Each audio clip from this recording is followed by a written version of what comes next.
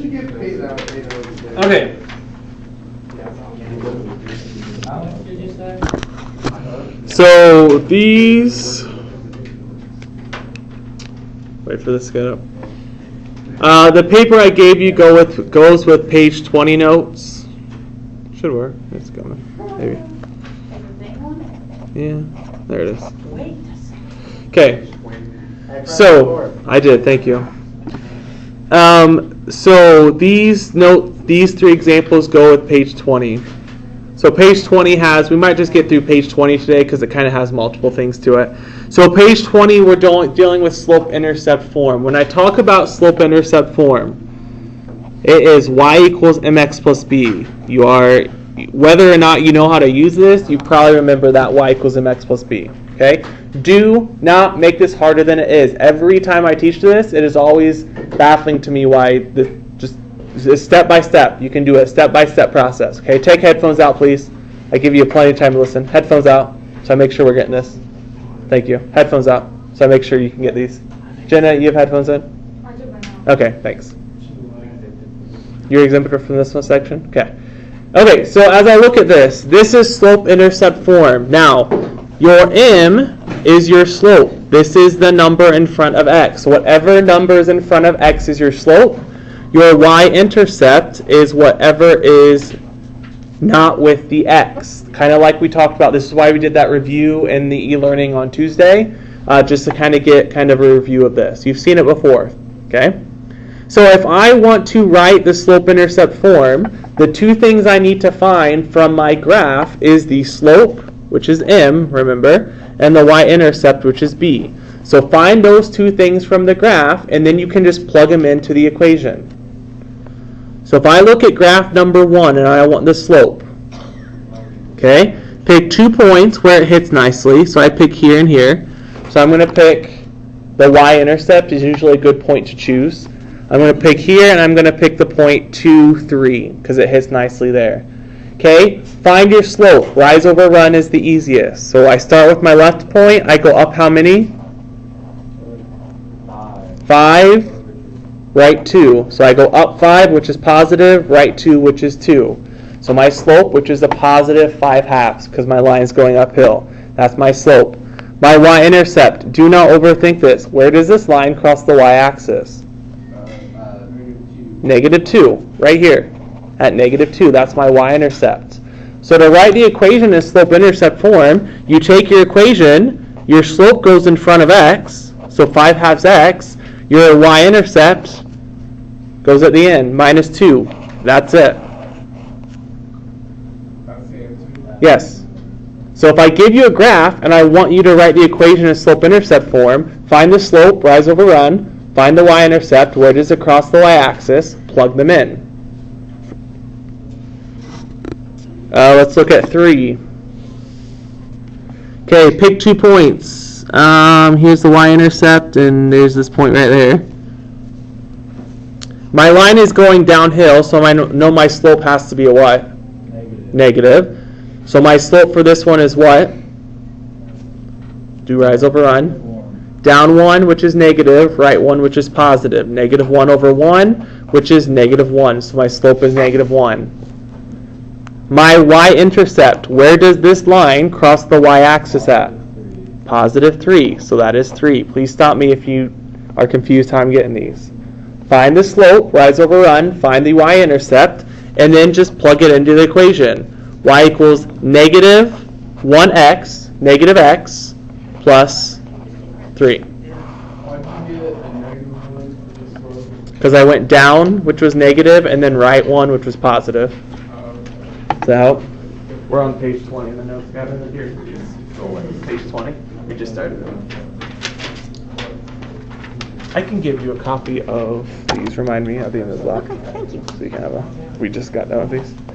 Okay, so this is part, page 20, the lesson on page 20 has lots of sections. This is one section.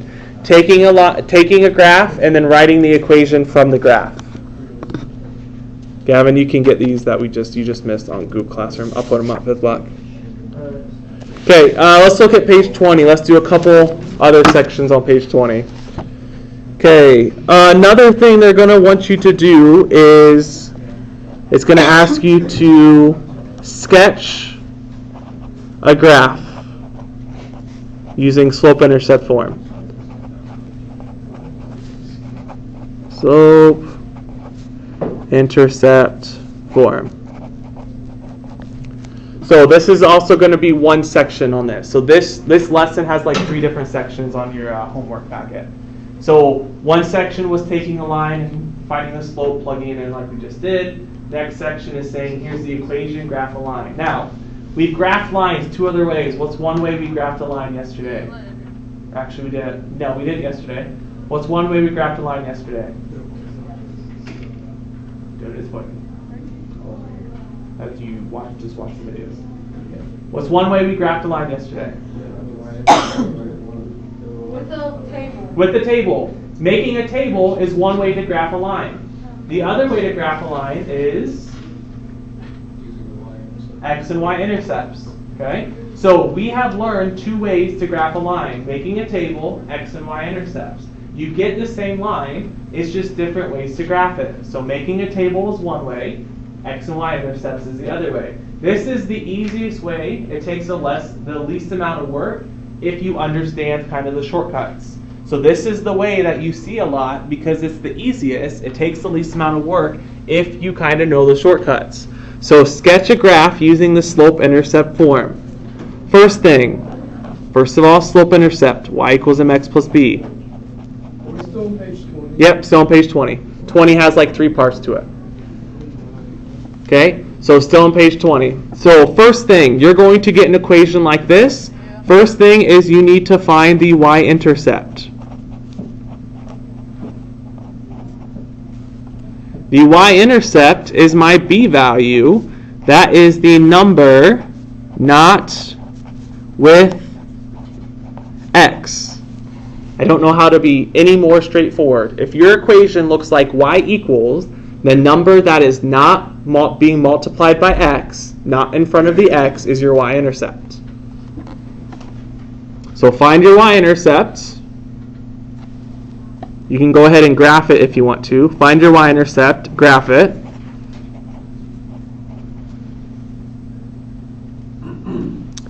Find your slope.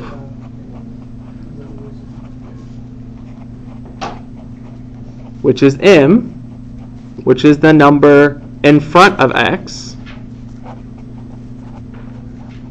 This is the shortcut. There's no work involved. The number in front of x is your slope.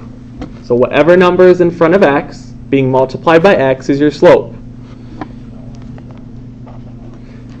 Okay, you have the y-intercept with your slope. Graph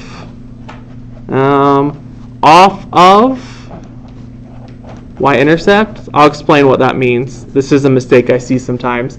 When you have your slope, you already have a point with your y-intercept. You're going to use rise over run from that y-intercept. Sometimes I see students using 0, 0 as a starting point. Use your y-intercept as your starting point. I think this will kind of make more sense as I look at an example. Okay? Find the y-intercept, number not in front of x. Graph it. Find your slope, number in front of x. Rise over run from your y-intercept.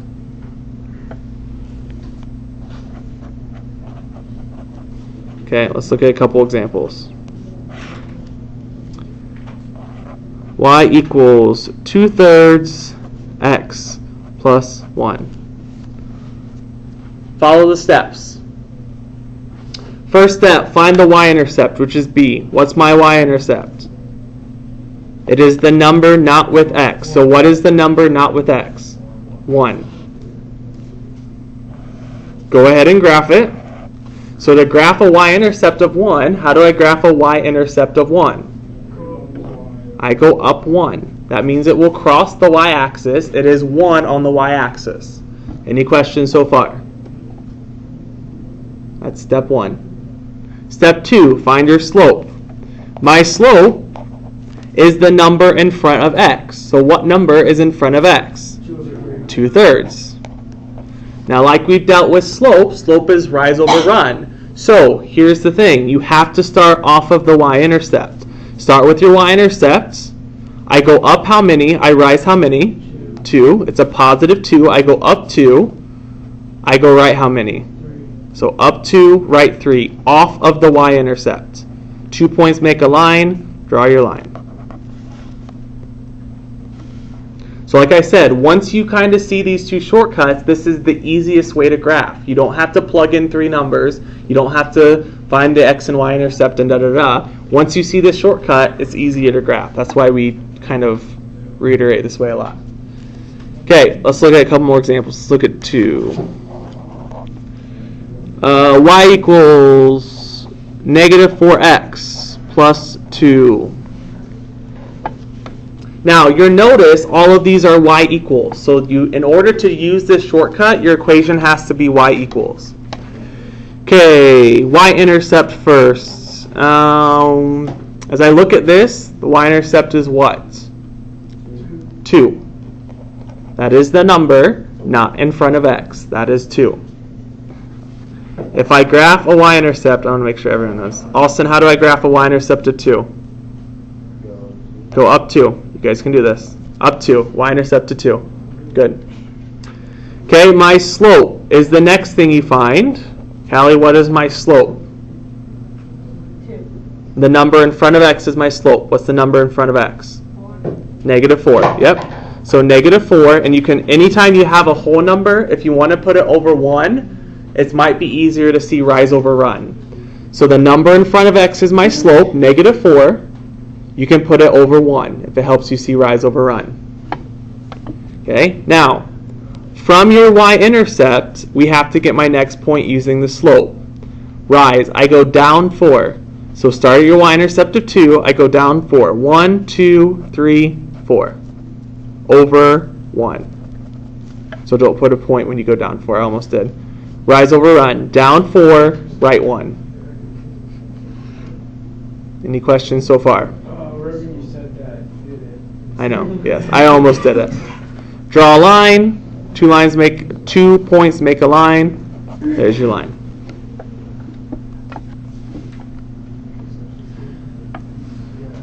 Okay, let me look at one more like this. And then I have one more section.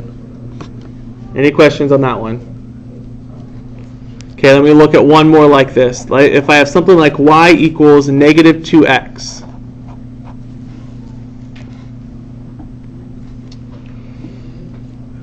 Y equals negative 2x. This is a little different. Why is this a little different? There's nothing at the end. There's no number at the end, which means, what is my y-intercept? What is 0? Yep. Because you could put a plus 0 if you wanted to. It doesn't matter. If adding 0 doesn't change it at all. So there's no number not with the x, so that is 0. So when I graph a y-intercept of 0, you put a point right here on the y-axis at 0 on the center. It will have a slope because there's a number in front of x. What's my number in front of x? Yep. Or negative 2 over 1 if you want to put it over 1. Okay, starting from the y-intercept, how do I do my slope? Down 2, right 1. Rise over run, it's a negative 2. So down 2, positive 1, right 1. Draw your line. That line's quickly, but that's okay. Okay. Any questions on this type? Okay, I have a couple more examples. This is a long lesson. We're not going to do another lesson. Let me just get through this lesson. Okay, let's look at one more section, or one more topic. Real quick, if I have x equal, let's say I have, let me do this real quick. If I have x equals a number, x equals 2, that is always a vertical line through x equals 2. So if you have the equation like x equals 2, it's always a vertical line through x equals whatever that number is. Okay, well, if I have y equals 3, y equals a number is always a horizontal line through that value, through 3.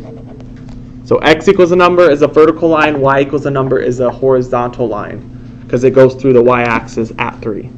Goes through the x-axis at 2. Does that make sense? Okay. Last section I want to look at. Writing in slope intercept form. I want thing to remember, get y alone. We've already talked about this some. Get y alone. That's what you want to do. We've already done this on a few examples a couple days ago. 2x plus 3y equals 4. Y is not alone. We cannot graph using the shortcut, using slope-intercept, because y is not alone. So what I mean by that is find your y, and then what things are on the same side with the y? 2x and what? Guys, stay with me, please. We're not taking very many notes. Stay with me. You can get these down. Okay, what things are on the same side with the y? 2x and 3. So which one do I get rid of first? 2x. This is a positive 2x. You have to keep it together. So I do what? Subtract 2x. Subtract 2x. Okay? So minus 2x minus 2x. Kind of like we've done before, just kind of reviewing it. 2x's cancel. 3y equals 4 minus 2x. You cannot combine them because the 4 doesn't have an x. So you just put 4 minus 2x. Now there is a 3. Don't overthink this. How do I get rid of the 3 in front? It is 3 times y. What's the opposite? Divide by 3. So I divide everything by 3. If you want to write it like this, that's fine. I divide everything by 3. 3's cancel on the left side. Y equals, which is good. Slope-intercept form is y equals. It's y equals. Now simplify. Can I actually take 4 divided by 3? So leave it as 4/3. Don't freak out on it. Who cares? You get a fraction. Leave it as 4/3. Negative 2 over 3. Can I actually take negative 2 divided by 3? No. Leave it as negative 2 over 3. People always stress out because they get a fraction. You're fine. Just leave it. 2 over 3. Negative 2 over 3x. That is in slope-intercept form because it is y equals. Do one more example and then we'll be done with notes today. So 18 minutes worth of notes. You can do this.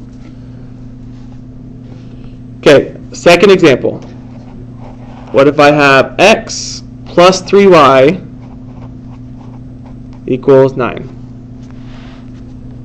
Okay, stay with me, guys. Get these down. We're taking less than 20 minutes of notes today.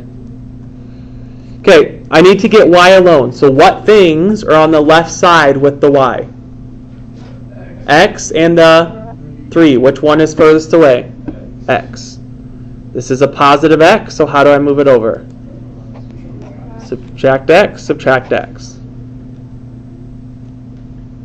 X's cancel.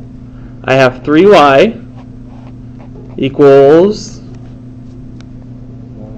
Can I actually combine the 9 and the x? Yeah. I can write it like this. I can put 9 minus x. I can't put them together necessarily because the 9 doesn't have an x. So just put 9 minus x. How do I get rid of the 3 in front? Divide by 3 because it's 3 times y. So divide everything by 3. Y equals. Can I actually take 9 divided by 3? Yes. What is it? 3. Okay. Now this one's tricky. I chose this example on purpose. There is a 1. If there's no number there, there is a 1 there. Can I actually take 1 divided by 3? No. 3 divided by 1 I can. 1 divided by 3 just stays a fraction. Negative 1/3 x. There's your answer. This is always kind of a tricky thing, so that's why I wanted to touch base with it again. Okay? So we're not doing another section of notes today, which is fine. So on your homework packet, this is section, I'll start putting these numbers so you guys know which one. This is section 28 through 47.